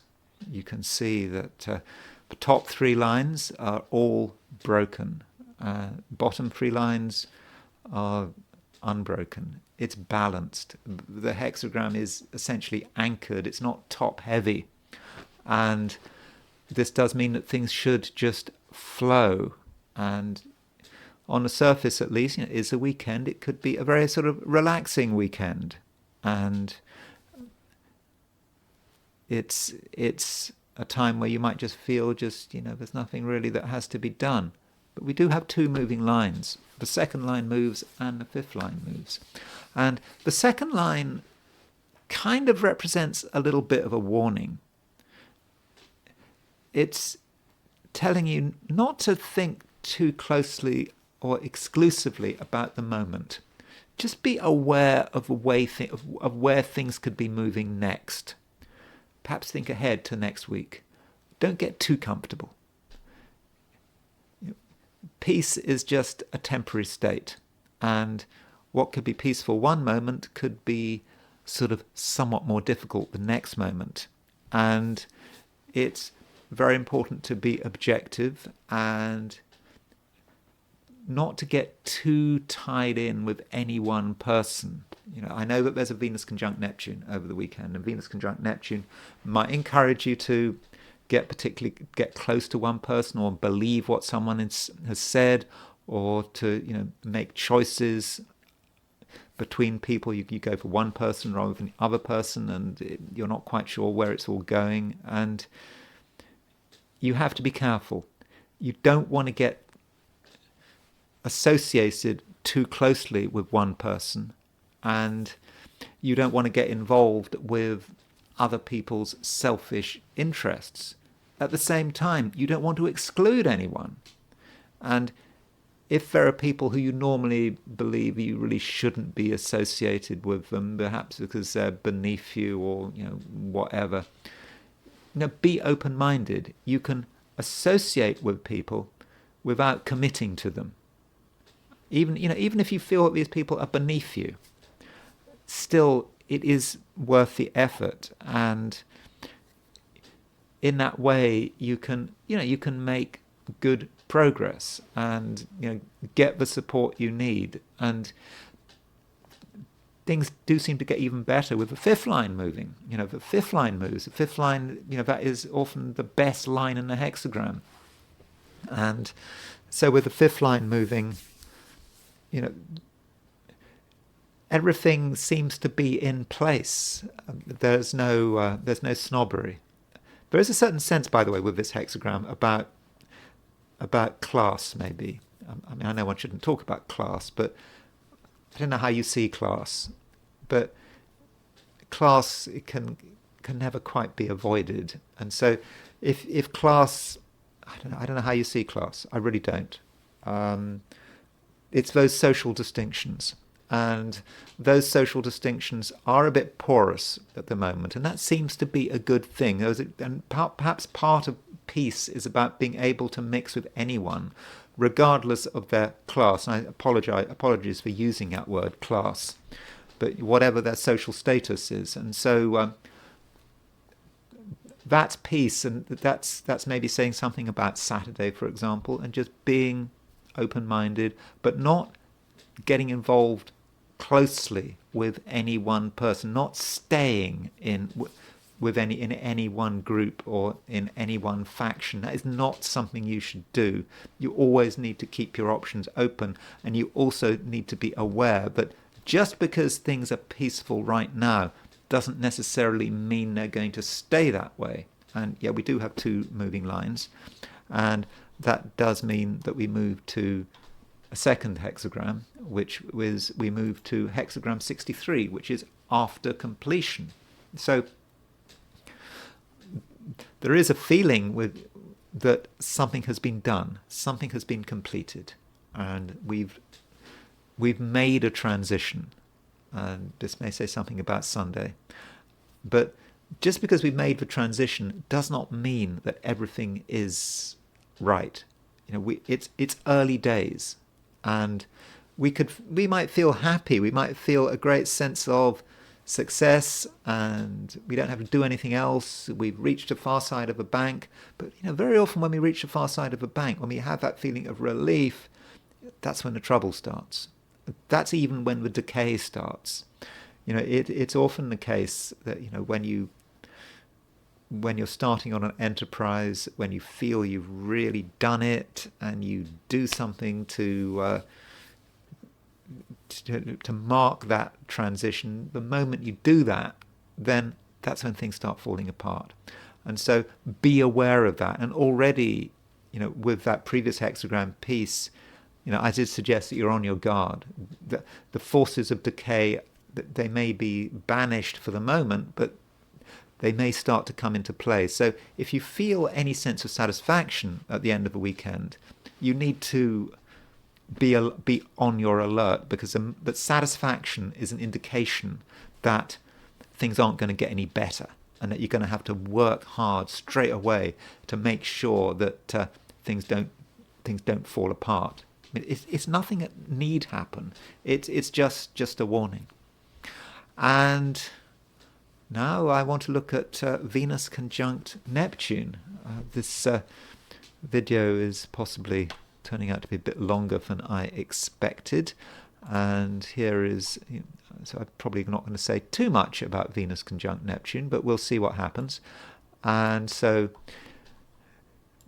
the Venus conjunct, let's look at the Venus conjunct Neptune. So the Venus conjunct Neptune is here. So here's this aspect. It happens on February the 1st, which is Saturday at 4:33 p.m. And there you can see it, and it's Venus at 27:59 and Neptune's at 27:59. But look at the North Node. The North Node is at 28:09. So the North Node is only 10 arc minutes away from this aspect. And look at the Sun. The Sun is making the semi-square. The Sun semi-squares Venus very, very closely. So you actually got the North Node, you got Venus, Neptune, and the Sun really all coming together here. Now, as far as what Venus-Neptune is about, there is this question about whether Venus and Neptune conjunctions are a good thing. By and large, I don't think they are, actually, because Venus can be just just be overwhelmed by Neptune. Venus can represent relationships, it can represent money. And so if you have Neptune, the planet of confusion and fantasy coming in, we might lose touch with our finances. That is a possibility. Or in terms of relationships, particularly a new relationship, or someone, for example, who is not involved in a relationship but wants to be in a relationship, Venus conjunct Neptune can create all sorts of fantasies. And it's all hopeless. I'm not saying it is hopeless, but it certainly can be hopeless. And this Venus conjunct Neptune is it's starting to be a little bit close to Skeet. It's not exactly on Skeet, but remember, Skeet is that fixed star connected with accidents and disasters. It's not there, not there. I mean, it's over a degree away, but it has an influence, and I think that that does to some extent undermine that conjunction between Venus and Neptune. Now, on a positive note, the Venus conjunct Neptune can be very artistic. I mean, Venus is the planet of art and creativity and the imagination, and with Venus and Neptune, you think of sort of watery colours, you think of watercolours, and you think of flowery language, and that can be Venus Neptune. And so we're able to pick up on something with Venus Neptune. And so from an artistic point of view, that Venus Neptune can work really well, particularly as it's conjunct the North Node. So if you are an artist or a writer, you're doing anything creative but not structured. I mean, in terms of painting, if you have to paint a wall in a uniform white colour, well, I don't think that Venus-Neptune conjunction would work very well. But if you're making a painting where it's not about precision, there is a sense of artistic flow, then that would be great. Then Venus and Neptune really works. Likewise, with your writing, the ideas are really coming in. Perhaps Venus conjunct Neptune is not this right part of the writing process, which is all about typing things out and making sure it's all grammatically sound. It's more about the ideas, letting the ideas flow, and then perhaps at a later stage you can put those ideas into coherent words. So I don't want to be universally negative about Venus conjunct Neptune. It depends what you are trying to do. I think from a perspective of relationships and money, that Venus-Neptune conjunction could be problematic. From a perspective of art, I think it could be very useful. From a point of spirituality, I don't know. Yes, it can be very spiritual, Venus conjunct Neptune, because it gets you in touch with something higher from yourself. On the other hand, it could just be plain fantasy. There was this book on the Golden Dawn, the Hermetic Order of the Golden Dawn, and it was written by Israel Regardie. Israel Regardie was he had an association of Aleister Crowley, and Israel Regardie, he made this point that in terms of the occult, one of the big dangers is the chattering of the unconscious. You think that you are in touch with something higher than yourself, your higher self or whatever, but it's just your unconscious chattering away. And he makes it very clear you've got to somehow knock out that unconscious, and that's one of the reasons. I think he suggested that people going into the occults, the first thing they should do is have Reichian therapy. I don't know about that. Maybe that was because he was a Reichian therapist. But with Venus conjunct Neptune and spirituality, you just have to be very aware about fantasy and the unconscious chattering. And I think, unfortunately, so many people involved in the world of psychics and so forth, it is just unconscious chattering, and it's nothing real. I mean, I suppose that's the advantage of astrology. I mean, I don't want to make sort of distinctions just so that try to put psychics down, but at least with astrology there is a horoscope. I'm interpreting a horoscope. If you disagree with my interpretation of a horoscope, you can take my horoscope to another astrologer and they'll be looking at the same thing as me. So perhaps there's less scope for unconscious chattering, but with Venus conjunct Neptune, there is always that possibility. So yes, with Venus conjunct Neptune, it can be spiritually very useful, but it can be spiritually awful, because it just encourages you to just engage in fantasies and to get you absolutely nowhere. Now, in terms of the Venus conjunct Neptune that we have this weekend, it is complex because of the influence of the node and Neptune. I mean, let me just show you what that looks like in terms of the 90-degree dial. So if we use a 90-degree dial, you can see that North Node, Venus, Neptune, Moon, they're all in the same place, and pretty much, and there's the Sun opposition them, because the Sun is semi-square sesquiquadrate Neptune, Venus, and the North Node, and so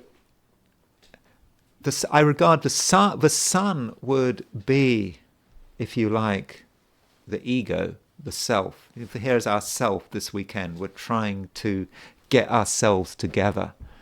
But it's Sun in Aquarius. Sun in Aquarius is in its detriment. And so Neptune, the North Node, Venus and Neptune are really undermining us.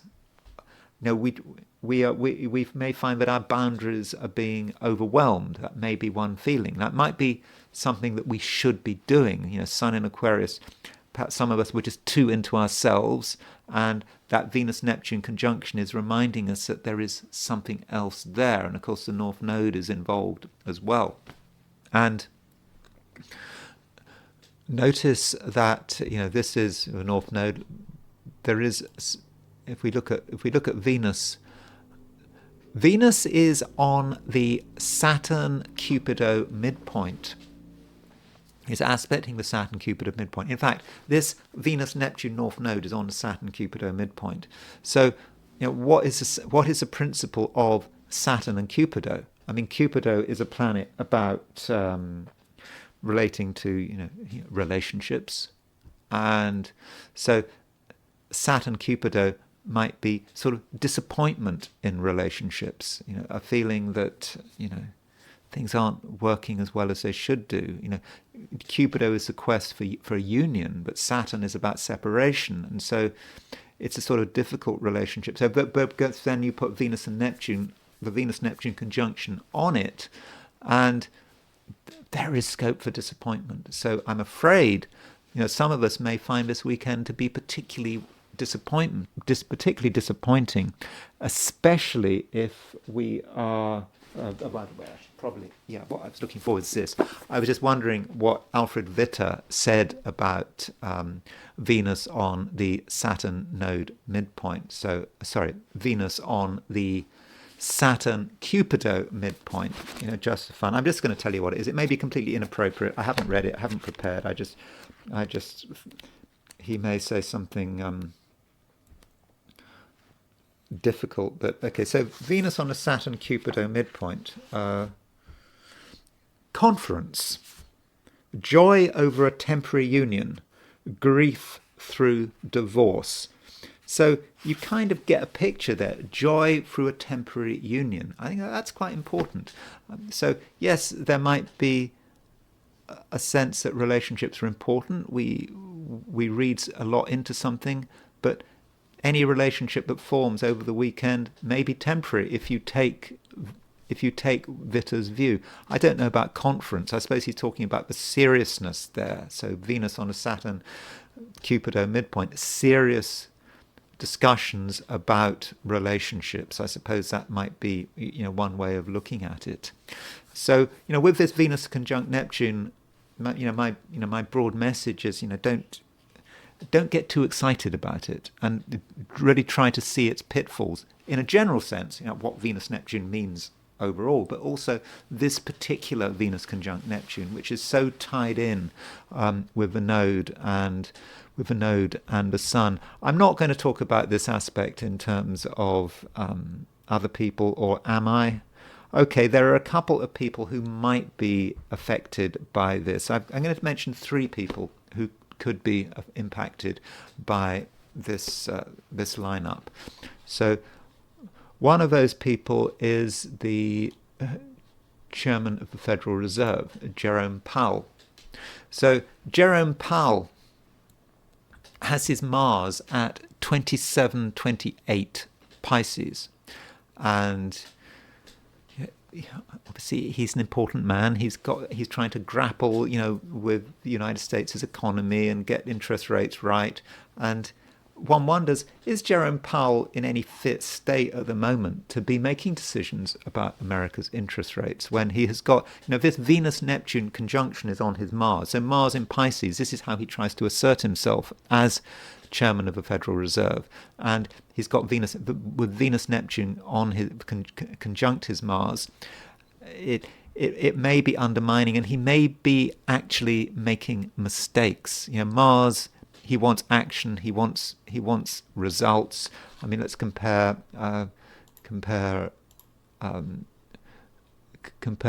Jerome Powell's chart with what's going on today. So we'll put Jerome Powell in the middle, and we will put Venus conjunct Neptune on the outer wheel, and so there you can see he's that Neptune, Venus, North Node, all on his Mars. He just really feels he has to do something, say something, but it's Neptune. So I'm just wondering to what extent he is in control. And this aspect, Neptune on his Mars, has been going on for some time. And Jerome Powell is chairman of the Federal Reserve. I'm just not convinced he knows what he's doing. I just don't get that feeling with him.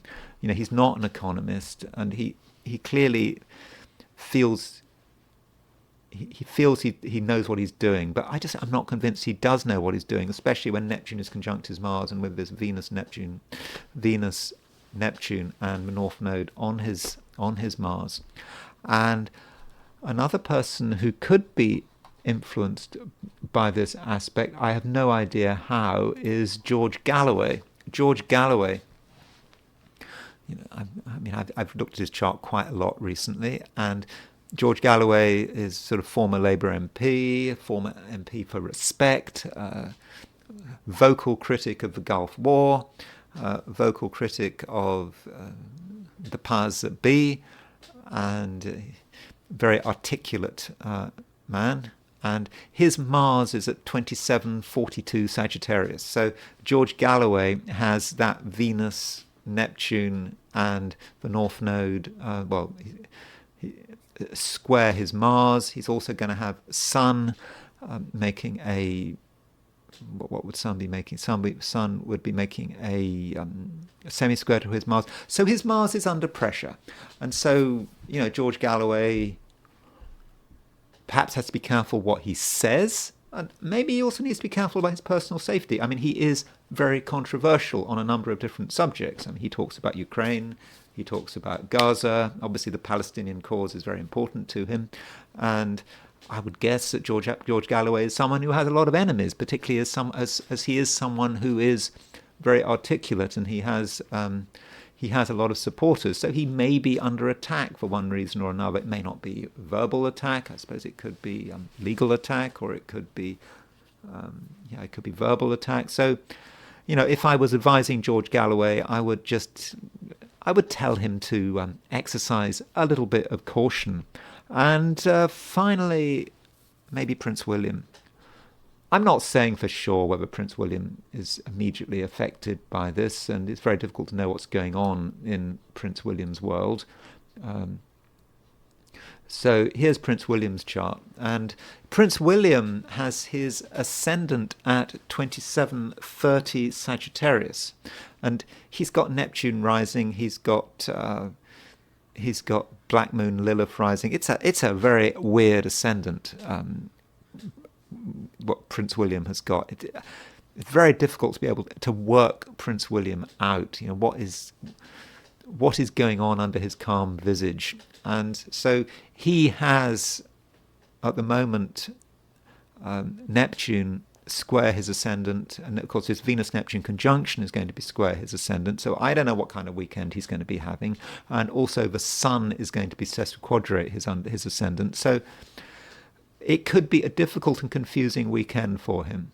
But him being Prince William, and royal family, they're able to keep things secret. We're probably never going to know how it is, but there could be things going on in Prince William's life that we don't know about, and we can speculate about it. But he might be a figure who over the next few days one perhaps should be watching, but I don't think we'll hear anything. It would have to be pretty dramatic before the general public would be to find out what's going on with Prince William. So those are a few thoughts about the about the conjunction between Venus and Neptune. I hope that you found this video of interest. If you did enjoy the video, I'd be very grateful if you were to like it. If you're not subscribed, I'd be extremely grateful if you were to subscribe. And if you want to buy me a coffee, there is a link in the description. And I will talk to you again very soon.